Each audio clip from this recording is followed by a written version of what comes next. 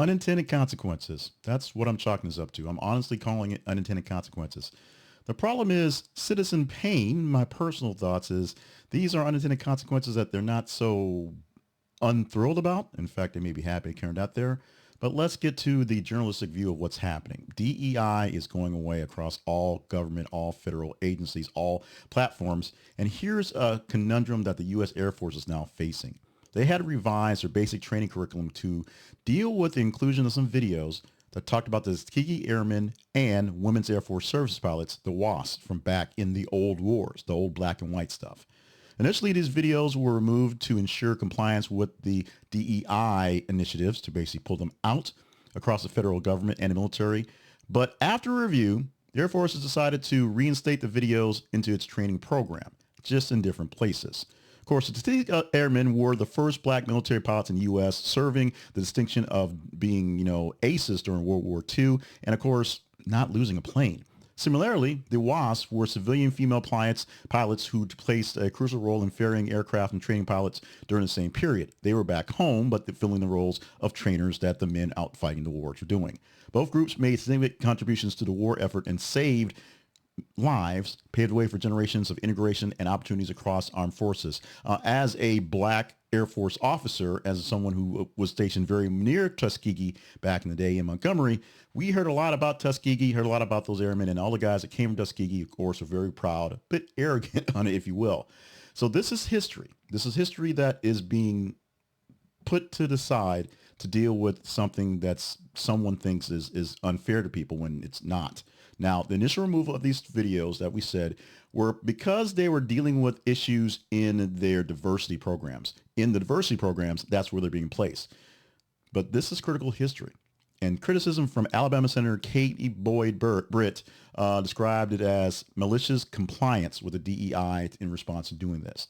So because of that, Defense Secretary Pete Hegseth also assured the situation will be addressed and saying the Air Force can bring it back in actual training pieces. They just have to make sure they're in official training and not a part of the DEI initiative stuff, which will have to be squashed. Will have to go away, period.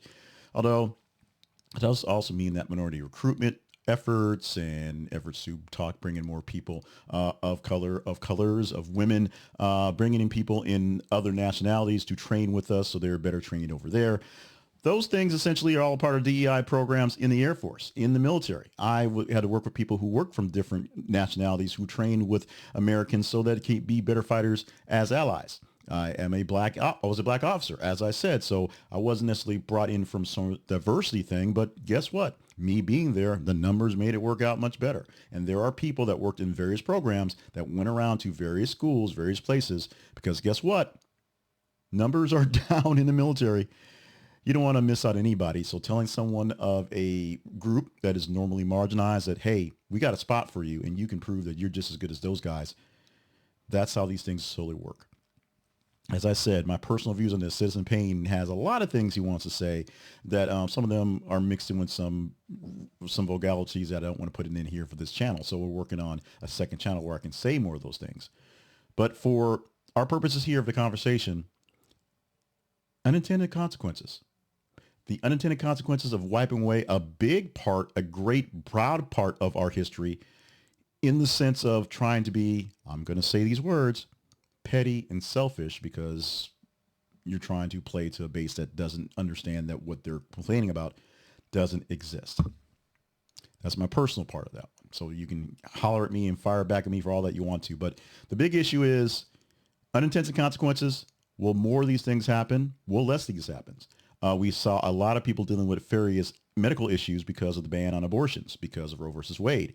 And that led to a lot of people who needed things like D&Cs because they were losing babies, not be able to get a simple procedure because it was not an abortion, but it's the same procedure.